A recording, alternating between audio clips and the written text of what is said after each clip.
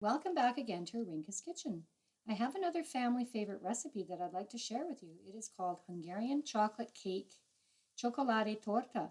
And this is a very special video because it is my 100th video. So I'd like to celebrate it by beginning by sharing with you this family favorite recipe.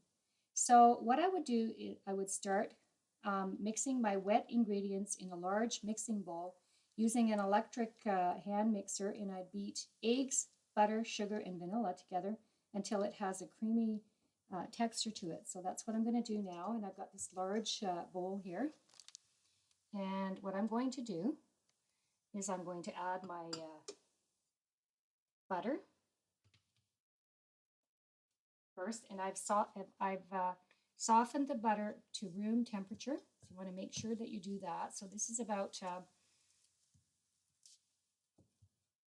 a cup of butter, and then we have sugar. And this is a cup and a quarter of sugar, and then eggs. So what I'm going to do is I'm going to begin by using the hand mixer, and I'm going to beat the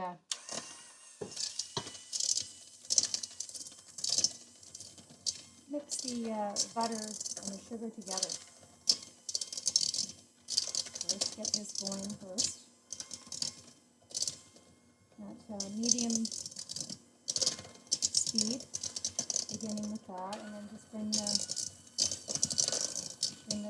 hand mixer up with it. And then I'm going to add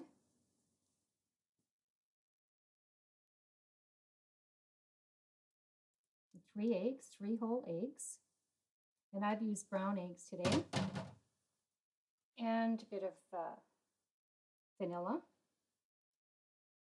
So I've used 2 teaspoons of vanilla, and then I'm going to mix together, beat together the eggs and butter and sugar and vanilla. I'm going to start off at a medium speed, and then bring it up higher. And I'm going to continue beating that until it's got a smooth texture to it.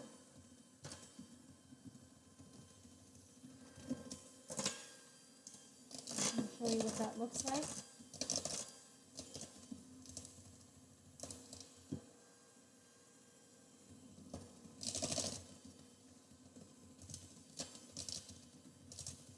And then, once we've got that all mixed in there,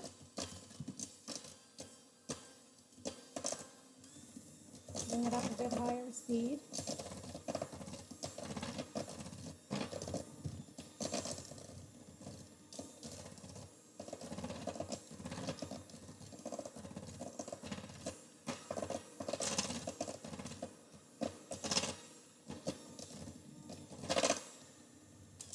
Okay, and then we're going to add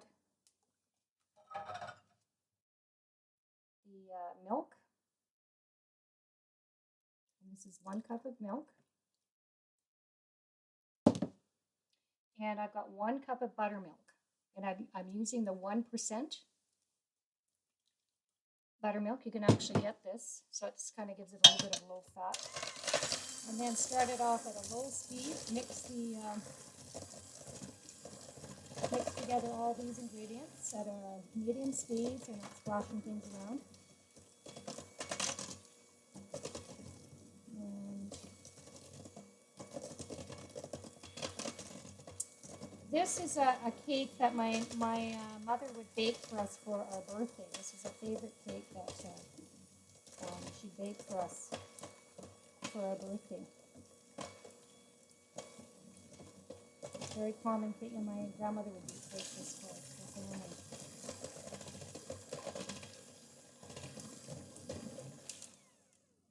Now, once this is all mixed together, just going to move this hand mixer out of the way. And then we've got the dry ingredients also. So I have here, I'm just going to move this here, and I'm going to show you what I have. I have 4 cups of flour, pre-sifted flour, and it's all-purpose flour.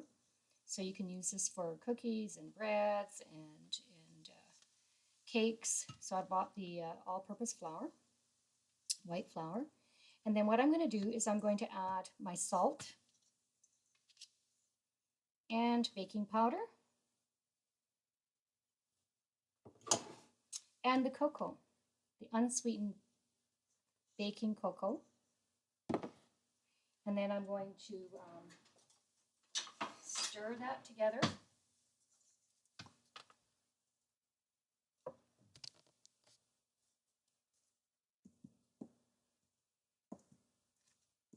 Make sure the cocoa is all mixed and the salt and baking powder. It's a very simple, quick and easy recipe to make. Takes about 45 minutes in the oven, and then about 20 minutes for it to cool down. It's about an hour to prepare this cake. I mean, it can be used for birthdays, anniversary, and I'll show you the different ways that you can serve this cake. This is so versatile. So you can serve it with a lot of different things. So once that's mixed, I've got the unsweetened cocoa in there, and the flour and the baking powder and salt. So what I'm going to do is I'm going to take my wet ingredients, and I'm going to mix the dry ingredients into, or fold it in, a little bit at a time.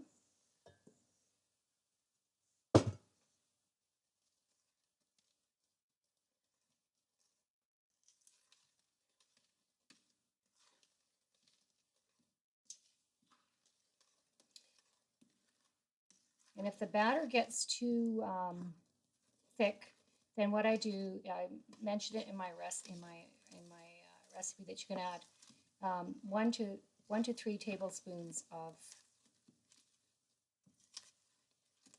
milk to it, just to make it thicker. But it shouldn't be. There's quite a bit of liquid in this recipe. So I just use hand mix it. You want to be gentle with it.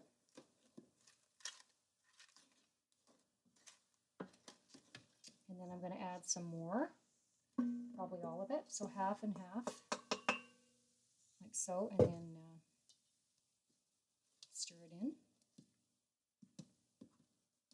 It should be a nice batter to it. And it will thicken. At first you might think that it's too watery, but once you put that other half in, it becomes quite thick. So at first you might think that, oh, it's a bit, there's too much liquid. But once you put that other half of the flour in,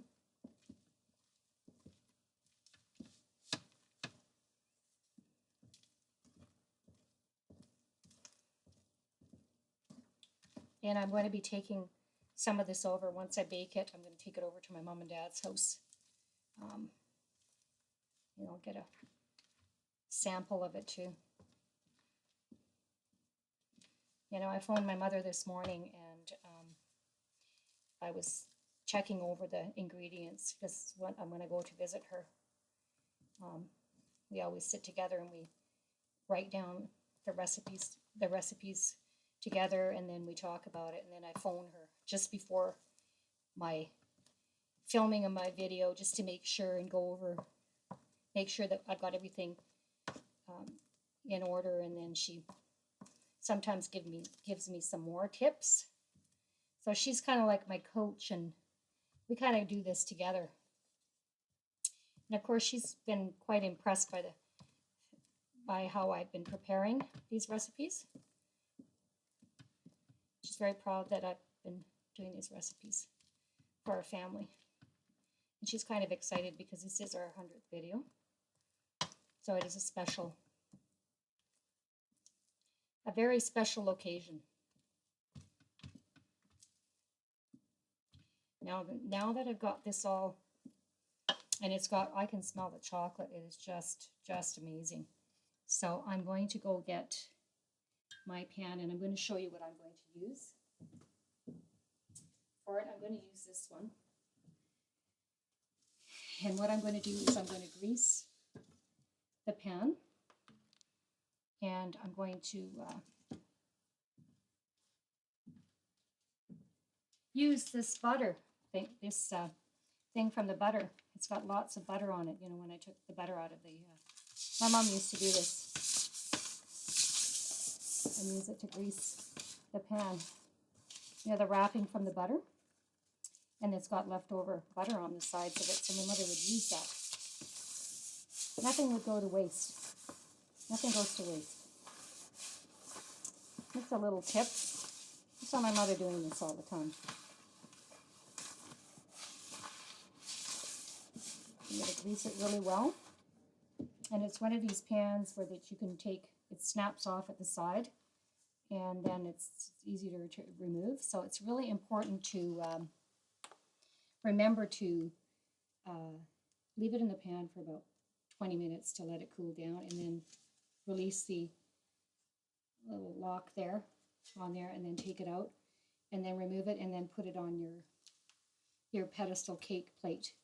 So, and I'll be showing you how to do that. So I'm gonna put this into my round cake pan, and I'm going to bake it in the oven for 375 degrees Fahrenheit for about 40 minutes. So around 40 minutes, you get to put your timer on your oven, and then bake it for 40 minutes, and then check with a toothpick in the center of the cake. And if there's still sticky batter out of it, then you probably need to do an additional between 3 to 5 minutes. I baked this before, I kind of tested it, and it took about 40 minutes. So I check it about 35 to 40 minutes, and then see if it's ready. In my oven, it was ready like in about 40 minutes. So, and then I took it out and cooled it. So I'll be back to show you what this great recipe looks like. Welcome back again to Arinka's Kitchen. I've been preparing in my kitchen a family favorite recipe, and it's Hungarian chocolate cake Csokoládétorta. And it's a very special occasion because this is my 100th video, and I'd like to show you what this great recipe looks like coming straight out from the oven. So what I've done is I've put the cake on a sort of a cake pedestal, and I've sprinkled icing sugar on the top of the cake, and it's icing powdered sugar. So you can put your favorite frosting on this cake, or you can just cut it into slices and add your favorite jam to it. That's what my grandmother and mother would do. They'd put their favorite prepared preserves, jams, on top of the cake. So what I'm going to do is I'm going to cut a slice of cake, and I'm going to put it on a plate and add some of my favorite plum jam that I prepared during plum season. And it's a homemade jam, and I do have that recipe on site for you. So I'm going to take a slice of the cake. And it's a very kind of a heavy cake, and it's not a light cake. So my mom would serve it with either her favorite preserved jam, and sometimes she's put icing on it, and just icing on the top of the cake, actually, not on the the sides of the cake, just the top. You can put a frosting on it of your own. And I'm just going to use my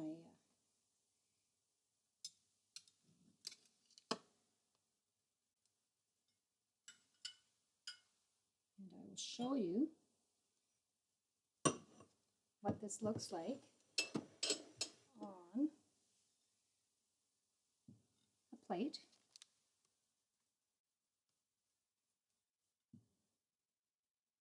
Okay. And then I'm going to add some of my preserved jam that I've prepared, and it's a plum jam. And you can put it on top of on the cake like that.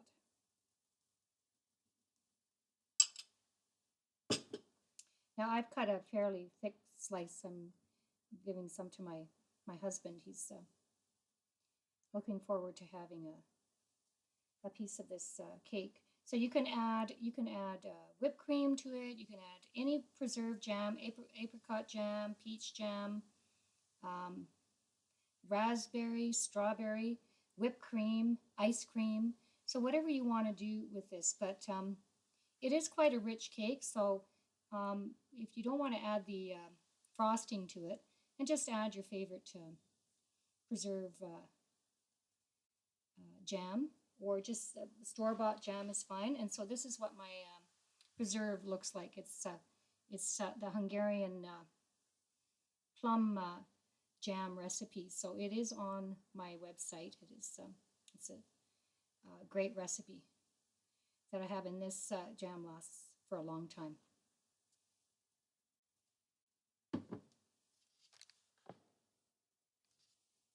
So I hope that you've enjoyed listening to my video, and I hope that you can share this with your family and friends. And if you have any questions or comments regarding this recipe, please feel free to contact me at irene@arinkaskitchen.com. Until next time, bon appetit, jó étvágyat. I do have at the end of my video some music, and it's the Hungarian Rhapsody. And at the beginning of my video, it also starts off with the Hungarian Rhapsody. So I'm going to end my video with a piece of the music from it's the Hungarian Rhapsody. So enjoy.